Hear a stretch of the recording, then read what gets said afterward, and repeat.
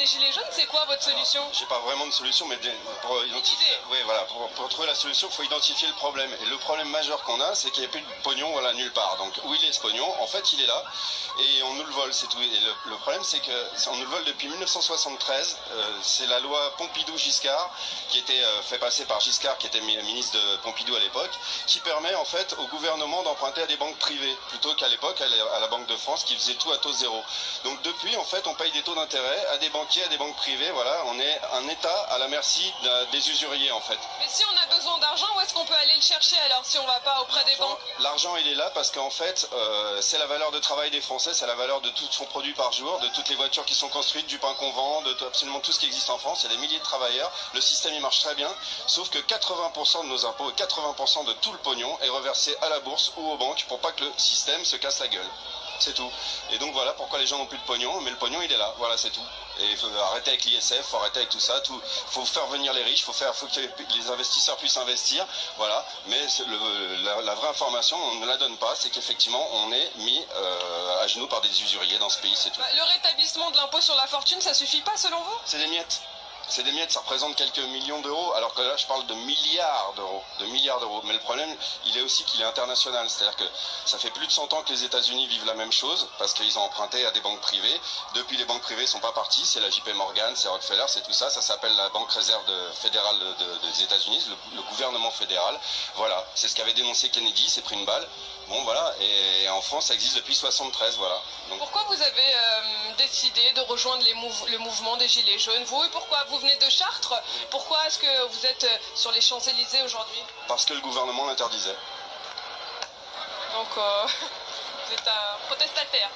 Bah, à partir du moment où je vois les petites vieilles, les gens, les retraités, tout ça, qui crèvent la dalle et qui ne sont pas écoutés et qui ont même honte de dire qu'ils empruntent à la banque pour payer leurs impôts, des choses comme ça, et ça depuis plus de 5 ans, qu'on nous interdise même de ne pas être content, je veux dire, mais c'est super la démocratie, je veux dire, là ça y est, le loup est sorti du bois, hein, comme on peut dire, on voit leur vrai visage, quoi. Mais la vraie info, c'est effectivement le pognon existe, donc arrêtez d'essayer de demander des miettes et de vous tirer les pattes les uns dans les autres, arrêtez la jalousie, arrêtez tout ça, et concentrez-vous sur les vrais problèmes qui sont que depuis 47 ans, on est esclave, voilà. Qu'est-ce que vous pensez de la gestion du gouvernement, la gestion de cette crise? Ah,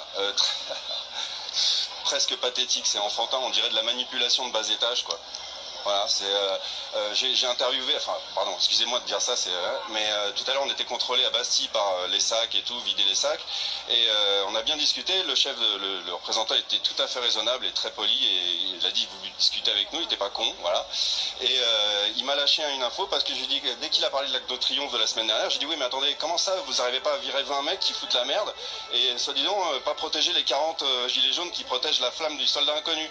Il me dit mais vous savez ces mecs là ils sont identifiés et on a pour ordre de ne pas intervenir sur ces gens. Pas. En fait, un responsable de la gendarmerie vous a dit ce groupe d'individus, de casseurs, on les connaît et on a pour ordre de ne pas intervenir sur ces gens-là. Voilà. Mais qu'est-ce que ça veut dire? Ça veut dire que lui, il est en colère pour lâcher une information comme ça. Ça veut dire qu'il peut pas faire son métier. Quoi l'objectif de faire un truc pareil? Eh ben, c'est la manipulation médiatique. Ça veut dire que pendant une semaine, c'est ce qui s'est passé. Et ben voilà, c'est nous les vilains. On est les gilets jaunes. Sauf que le gilet jaune, c'est le peuple, c'est les petites vieilles, c'est les blacks, les beurs, les mecs de cité, les riches, c'est tout le monde effectivement. Voilà.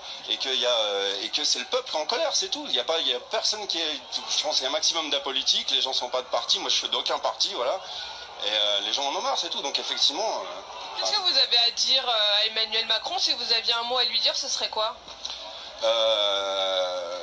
On est beaucoup plus qu'en Islande, mais j'aimerais bien qu'on fasse comme en Islande. C'est-à-dire que prenez un billet d'avion, prenez quoi que ce soit, enfuyez-vous dans vos petites îles avec vos aéroports privés, etc. Parce qu'en Islande, en 2008, quand il y a eu la crise et qu'on leur a demandé de rembourser la dette, ils ont attrapé les politiciens et les banquiers, ils les ont foutus en tôle.